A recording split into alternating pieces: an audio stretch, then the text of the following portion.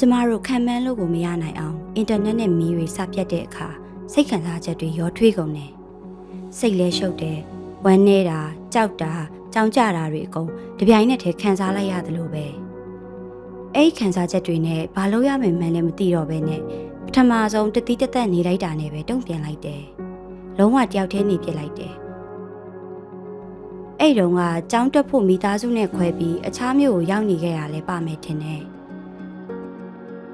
ဖုန်းလေးပိတ်ထားလိုက်ပြီးတည့်ရဲ့သူအားလုံးနဲ့အဆက်အသွယ်ဖြတ်လိုက်တယ်တပတ်လောက်တငယ်ချင်းတွေနဲ့မိသားစုတွေဆိုကျမနဲ့ဆက်သွယ်လို့မရတော့ဘူးနောက်ဆုံးမိဘတွေစီဖုန်းခေါ်လိုက်တဲ့အခါကျတော့သူတို့ဖုန်းထဲကနေငိုရငိုကြတယ်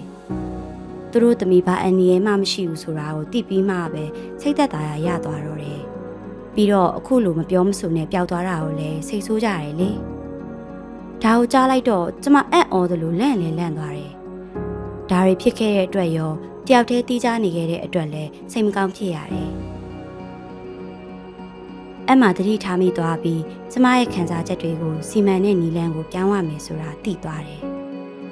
တကယ်ဆိုခုလိုလူတွေနဲ့အဝေးမှနေလိုက်တာကကျမကိုပိုပြီးလည်းမသက်သာစေတဲ့အပြင်ကို့အတွေ့အကြုံထဲမှာတယောက်တည်းပိတ်မိစေပြီးပိုတောင်ဆိုးသွားသေးတယ်အဲ့ဒါနဲ့စိတ်ကျန်းမာရေးနဲ့ပတ်သက်တဲ့အလေးကျင့်ကောင်းတွေအကြောင်းစာအုပ်တွေဘလော့တွေစပြီးရှာဖတ်တယ်ခင်ဆုံးတငယ်ချင်းတီတာနဲ့လည်းတွေ့ဖြစ်တယ်လေသူကကျမတွေ့ဘူးတဲ့သူတွေထဲမှာအားအကိုရဆုံးဂယုစိုက်တက်ဆုံးနဲ့စိတ်ပိုင်းဆိုင်ရာအရင်ချက်ဆုံးသူတစ်ယောက်ပဲ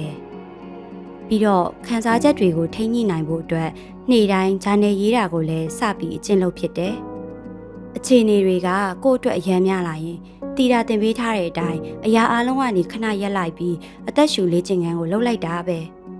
နေ့တိုင်းအချိန်နဲ့ပေးပြီးကိုတကယ်လှုပ်ချင်တာလေးတွေကိုအားစိုက်ပြီးစလုပ်ဖြစ်တယ်လေရက်ွက်ထဲလမ်းလျှောက်တာတို့တငယ်ချင်းတွေနဲ့ရှောက်လေတာတို့စာအုပ်ဖတ်တာတို့လိုမျိုးတွေပေါ့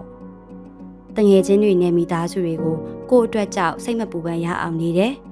အခုဆိုခံစားချက်တွေကကိုယ့်ကိုမထိန်ချုပ်စေပဲကိုကပဲသူတို့ကိုထိန်ချုပ်နိုင်သွားပြီထင်တယ်အတိတ်ကကျမဟာလည်းအခုလိုမျိုးပဲနားလည်ခဲ့ရင်ကောင်းမှာပဲလို့တွေးမိတယ်